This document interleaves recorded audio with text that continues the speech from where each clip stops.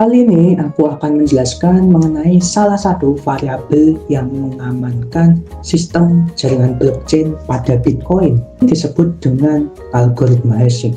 Nah, algoritma hashing sendiri atau biasa disebut dengan hash, ini merupakan salah satu cabang ilmu dari kriptografi.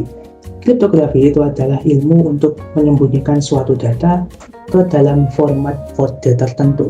Hash ini itu hampir sama cara kerjanya kayak enkripsi, misal kayak RSA, AES, ataupun Caesar Cipher.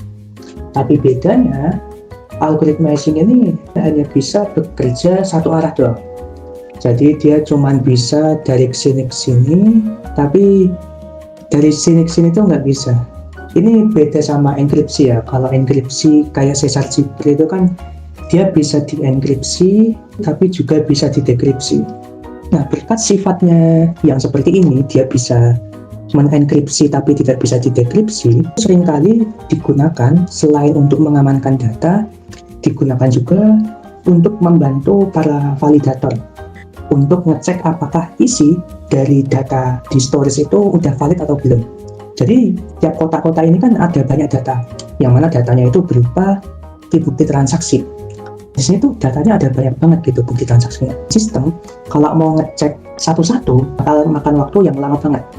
Jadi untuk mengatasi hal tersebut, data-data yang ada di sini di kotak-kotak ini di hash menggunakan ya kerja algoritma hashing yang nantinya akan berubah menjadi 64 karakter hexadesimal gitu. Jadi nanti daripada validator ya atau sistem itu ngecek data satu persatu yang ada di dalam blockchain ini, dia mending ngecek hashnya aja.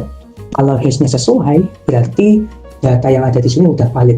Tapi kalau nggak sesuai, berarti ya di sini ada perubahan data, yang mana ini mengindikasikan adanya suatu manipulasi. Jadi algoritma hashing ini selain untuk mengamankan data, dia juga bisa untuk mempermudah kerja sistem atau validator untuk memvalidasi isi datanya. Selain itu juga keunggulannya, dia juga bisa tanda kutip ya mengkompres isi data yang ada. Jadi data yang banyak ini, transaksi-transaksi yang ada itu dikompres atau diwakili atau direpresentasikan oleh output dari algoritma hashing ini. Di sini kita akan fokus ke hash tipe SH256 karena tipe hash ini yang digunakan pada jaringan blockchain di Bitcoin ya.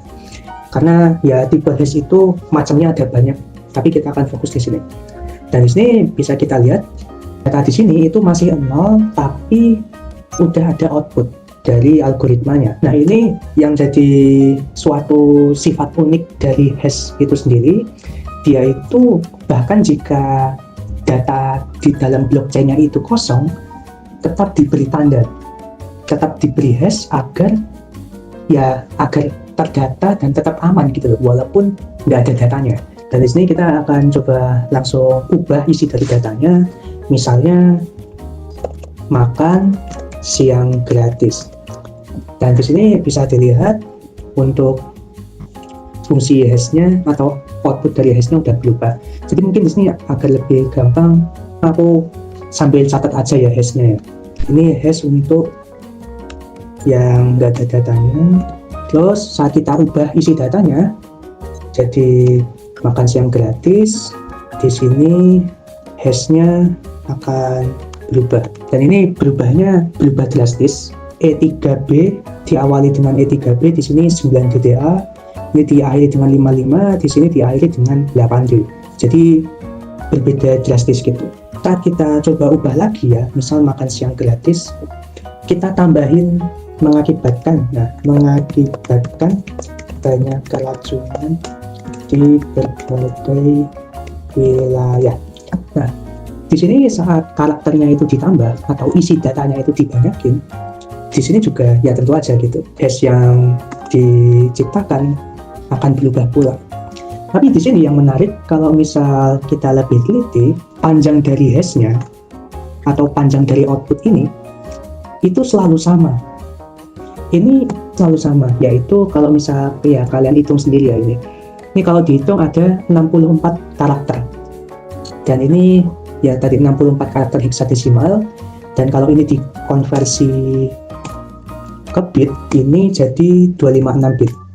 Yang mana ini jadi ya asal-usul nama dari SH256. Mau sependek apapun datanya, bahkan saat nggak ada data, terus ada data, kemudian saat datanya itu panjang, sepanjang ini, panjang output dari hashnya itu akan selalu sama. Sebanyak apapun data yang ada di sini, misal ini kita copy, kita paste terus. Nah, sebanyak apapun data yang ada di dalam blok saat di hash, ya dia akan terwakilkan hanya dengan 256 bit gitu. Dan ini juga bisa jadi salah satu cara untuk mengkompres data yang sebanyak ini gitu. Jadi data sebanyak ini bisa direpresentasikan oleh kode sepanjang 256 bit ini. Dan selain itu juga, kenapa SH256 ini digunakan sebagai sistem keamanan pada jaringan blockchain? Ya, selain karena security-nya tinggi, dia juga sangat sensitif dengan adanya perubahan data. Jadi bisa dilihat di sini saat ada tanda spasi ya, spasi satu aja. Di sini aku tambahin spasi lagi, maka hash yang dihasilkan akan berbeda jauh. Hapus spasinya, di sini berbeda lagi, aku hapus lagi, hash yang ditimbulkan juga akan berbeda. Di sini aku tambahin tanda baca gitu, titik atau koma, atau di sini aku ubah jadi huruf kapital, hashnya akan berubah secara drastis. Jadi walaupun perubahan pada datanya itu sangat kecil, bahkan kalau misal kita ubah data di sini, kita tambahin spasi gitu, nah di sini kan kita baca datanya tetap sama gitu, kita bahkan nggak sadar bahwa ada perubahan data, tapi di sini akan terdeteksi bahwa ada perubahan data pada isi datanya gitu. Karena sensitivitasnya yang seperti ini juga salah satu alasan ya digunakannya hash sebagai validator untuk data-data yang disimpan pada jaringan blockchain ini. Di video selanjutnya kita akan membahas apa aja sih isi dari blok ini.